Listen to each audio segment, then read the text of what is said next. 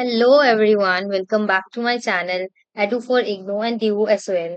जैसा कि आप सभी को पता है, इस चैनल पर हम प्रोवाइड कराते हैं प्रीवियस ईयर क्वेश्चन पेपर के सॉल्यूशन को। तो आज की वीडियो होने वाली है इग्नू के स्टूडेंट्स के लिए, जिसका सब्जेक्ट कोड है BSOS 185, society through the visuals. ये सब्जेक्ट भी अपने आप में इम्पोर्टेंट है, बिकॉज बहुत से बच्चों के पास ये सब्जेक्ट होता है। तो हमने सोचा इसको भी कवर कर लिया जाए। ठीक है, तो चलिए आज की वीडियो शुरू करते हैं। तो सबसे पहला क्वेश्चन जो रिपीटेड था आपके एग्जाम में, वो था जिसमें आपको एक ब्रीफ नोट लिखना था on the pioneers who used film and photography as a part of their ethnographic work. ठीक है, ऐसे कौन थे जिन्होंने फिल्म और फोटोग्राफी को उनके एज अ एंथोग्राफिक वर्क की तरह यूज किया था। तो उनकी बात करें हम, तो वो थे हमारे रॉबर्ट फ्लेहर्टी, जो कि फर्स्ट डॉक्यूमेंट्री फिल्म जिन्होंने बनाया था, अमेरिकन थे ये। ठीक है, नैनुक ऑफ द नॉर्थ ये इन्होंने बनाया था। ठीक है, फर्स्ट जो था। और फिल्म डॉक्यूमेंट्री फिल्म, ठीक है, जो पोर्ट्रे करती है the life of an in Inuit family के ऊपर ये पूरी फिल्म जो थी वो बेस्ड थी। ठीक है, और Margaret Mead Gregory Bateson also use to photography and film in their study of violence culture in 1930s। ठीक है, तो ये कुछ पियोनियर्स हैं जो बिलीव करते हैं विजुअल मीडिया को, जिन्होंने कैप्चर किया है कल्चरल प्रैक्टिसेस को इन डेली लाइफ में more vividly and accurately than write and description. मतलब जो रिटन डिस्क्रिप्शन होता है उसके कंपैरिजन में इन्होंने ये ज्यादा यूज किया है। नेक्स्ट हम देखते हैं क्वेश्चन नंबर सेकंड, जिसमें आपको बताना है what do you understand by the term reflexivity. तो रिफ्लेक्सिविटी की बात करें तो बेसिकली ये एक प्रोसेस होता है जिसमें जो रिसर्चर्स होते हैं वो रिफ्लेक्ट करते हैं अपॉन द डाटा कलेक्शन, जो भी डाटा कलेक्ट हुआ है उस पे रिफ्लेक्ट करते हैं, सॉरी, और उस पे इंटरप्रिटेशन करते हैं आगे के प्रोसेस के लिए। ठीक है, तो reflexivity refers to the practice of reflecting on one's own position, perspective and impact during research. Research के दौरान क्या क्या चीजें हुई डाटा पे, डाटा के कलेक्शन पे रिफ्लेक्ट करना बेसिकली। ठीक है, तो नेक्स्ट क्वेश्चन नंबर थर्ड देखते हैं। देखिए, हम यहाँ पे जितने भी आंसर्स देख रहे हैं वो सभी इंपॉर्टेंट हैं, और इन वर्ड्स को, मतलब इन आंसर्स को ऐसे बनाया गया है ताकि इनमें आप अपने वर्ड्स को भी और ऐड ऑन कर सके और अपने आंसर्स को बड़ा कर सके, और इससे आप समझ पाए कि क्या चीज बेसिकली मेन चीज है जो आपको अपने आंसर में नहीं छोड़ना है, वो लिखना ही लिखना है। ठीक है, तो नेक्स्ट क्वेश्चन नंबर थर्ड में आपसे पूछा गया था, जो कि अगेन मोस्ट रिपीटेड क्वेश्चन है, जिसमें what are some of the handy tips to keep in mind while making an ethnographic film. जब अगर एंथोग्राफिक फिल्म बनती है तो कैसे कौन सी टिप्स हैं जिसको आपको ध्यान रखना हो, ऐसे टिप्स बताने हैं आपको। ठीक है, तो अगर आप प्रीवियस क्वेश्चन पेपर खोलेंगे तो आपको कहीं ना कहीं ये क्वेश्चंस जो भी हम डिस्कस कर रहे हैं सारे क्वेश्चन देखने को मिल जाएंगे। तो ये क्वेश्चन अपने आप में इम्पोर्टेंट है, बिकॉज ये रिपीटेड है, तो इनके एग्जाम में आने के चांसेस भी बहुत ज्यादा है, और आपके एग्जाम बहुत जल्द आने ही वाले हैं। So we are planning for that exam. ठीक है, सो फर्स्ट टिप ये है कि नो योर सब्जेक्ट। ये आपका सब्जेक्ट क्या है, आप जो फिल्म बना रहे हैं वो उसकी कम्युनिटी क्या होगी, वो आपका कल्चर किस तरीके से आप उसमें दिखाएंगे। ठीक है, आपका बेसिकली सब्जेक्ट क्या है, और रिस्पेक्ट पार्टिसिपेंट्स, इसमें इंश्योर करना कि एथिकल जितनी भी प्रैक्टिसेस हैं और जो कांस्टेंट है उसको गेन किया जा सके कॉन्सेंट को, और शोकेस कर सके, करना जरूरी है रिस्पेक्ट को फॉर द पार्टिसिपेंट। जो भी पार्टिसिपेंट होंगे उनके लिए रिस्पेक्ट, प्राइवेसी और डिग्निटी शोकेस करना अपने आप में इम्पोर्टेंट है। प्लान अहेड, गुड इक्विपमेंट भी बहुत ज्यादा इंपॉर्टेंट होता है किसी भी एंथोग्राफिक फिल्म को बनाने के लिए। नैरेटिव क्लैरिटी होना, कि जो भी आप नैरेटिव बनाएंगे वो क्लैरिटी होना चाहिए, ताकि जो स्टोरी है वो क्लियर हो सके और उसमें लोग जो है ज्यादा इंगेज कर सकें। ठीक है, एडिट थॉटफुली, उसमें जो भी एडिट होगा या जो भी आर्टिस्टिक एलिमेंट होगा उसको फैक्चुअली और बैलेंस आउट करके एडिट किया जाए। ठीक है, तो ये पॉइंट्स जिसका ध्यान रखना इंपॉर्टेंट होता है।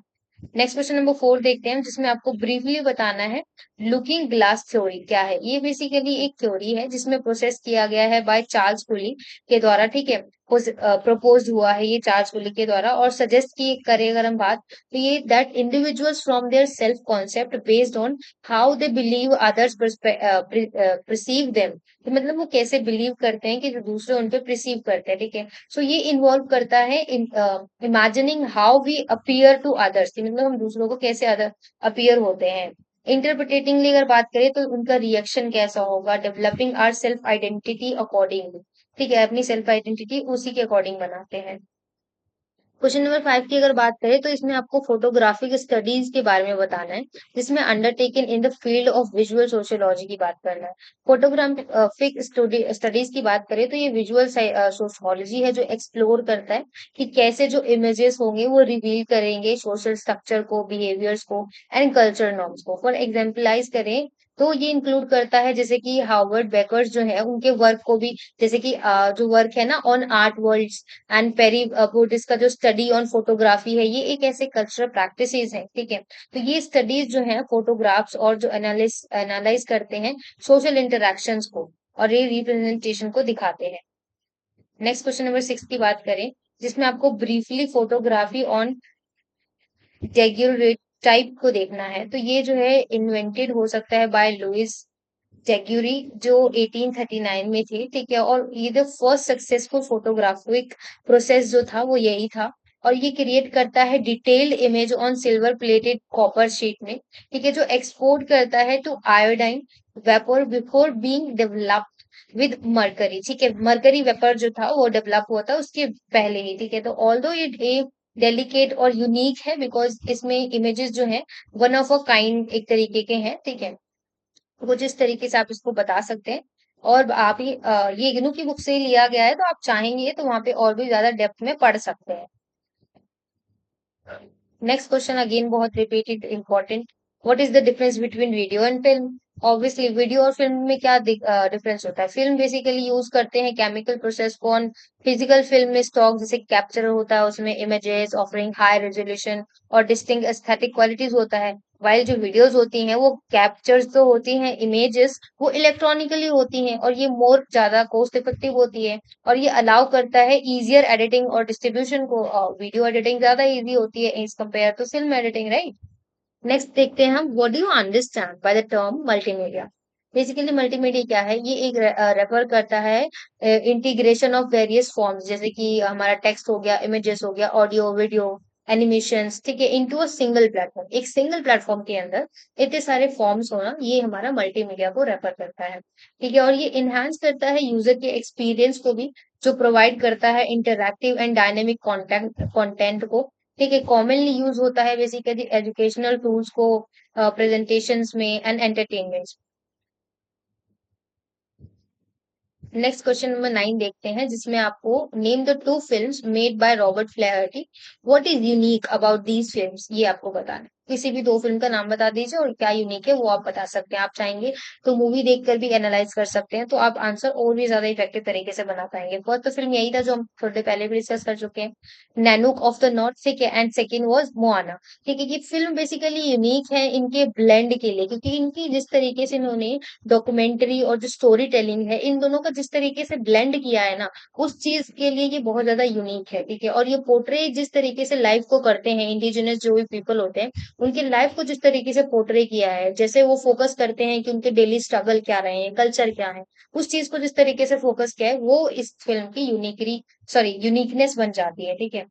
क्वेश्चन नंबर 10 की बात करें हम, तो जिसमें आपको बताना है, does David MacDougall mean by the phrase whose story is it, ये आपको एक्सप्लेन करना है। तो इनके अकॉर्डिंग बात करें तो ये क्वेश्चन जो है ये ऑनरशिप के और ऑथरशिप के ऊपर है, एंथोग्राफिक नैरेटिव के ऊपर, जो एम्फेसाइज करता है need to consider whose perspective is being represented and the ethical implication of story telling in ethnography, ठीक है।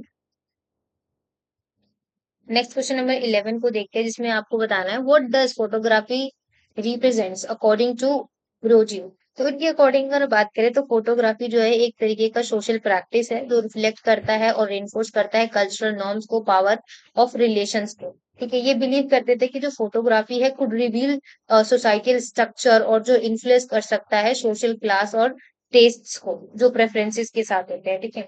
तो नेक्स्ट है, what does hash up mean by the phrase blow up effect, ठीक है। ये ब्लो अप इफेक्ट क्या है, ये बेसिकली डिस्क्राइब करता है हैशअप को, जो रेफर करता है to the way photographic enlargement can highlight it detailed and aspects of reality that are not immediate visible, allowing for a deeper analysis and understanding of the subject. Next question number 13 देखते हैं, how are family photographers used by Geraldine forbes to talk about women।